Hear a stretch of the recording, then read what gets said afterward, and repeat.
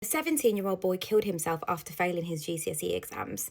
Now, I don't usually come on here and speak about things like this, but I had to say something. I had to speak out after seeing this post on LinkedIn because of the experiences that I've had and the things that I have seen with these children. And something has to be done.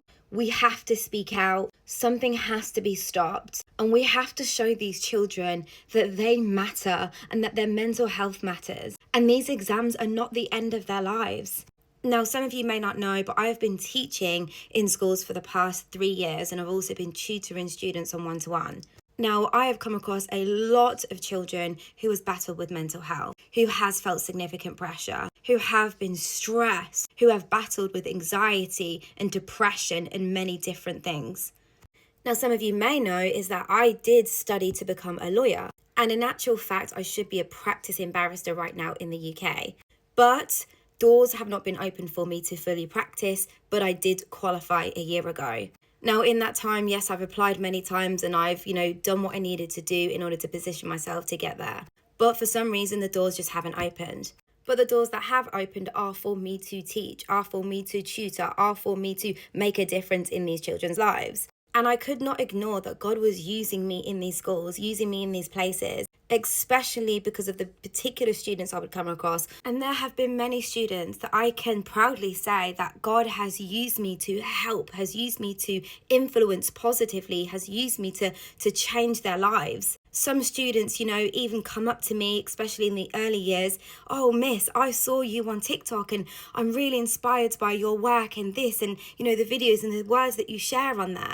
That in itself is powerful, and you don't know the difference that you are making in people's lives by even speaking out online and sharing the gospel, sharing things. And it doesn't necessarily have to be all about God. I'm saying, sharing things to uplift, to encourage, to show these children that they matter and that they have a future and that they have a purpose in this world.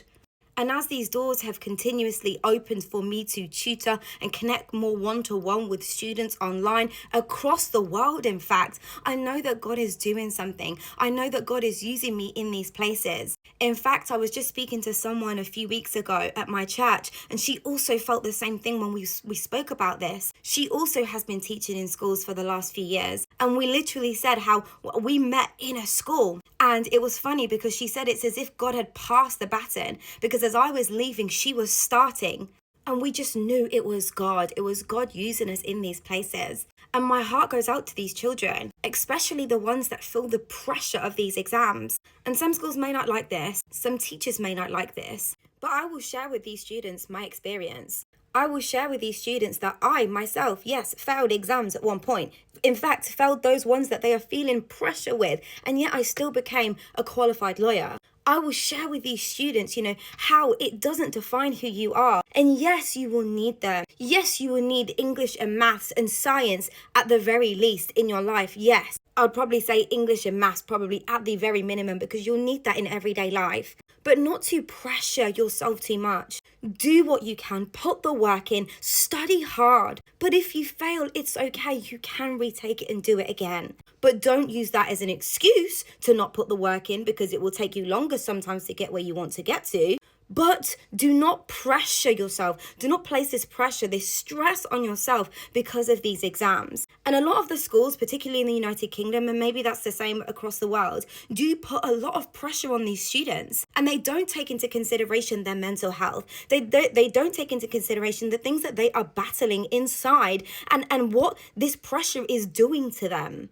And another thing that they do in these schools is they expect everyone to learn exactly the same. They expect everyone to absorb information exactly the same. They expect everyone to write and do everything exactly the same. And that's just not the case. That's not reality. Reality is everyone is unique. Everyone learns differently. Everyone speaks differently. Everyone communicates differently. Everyone's brain functions and operates differently. And that means some people are just not going to do as well as others in particular subjects or in a particular way that maybe a school does a thing.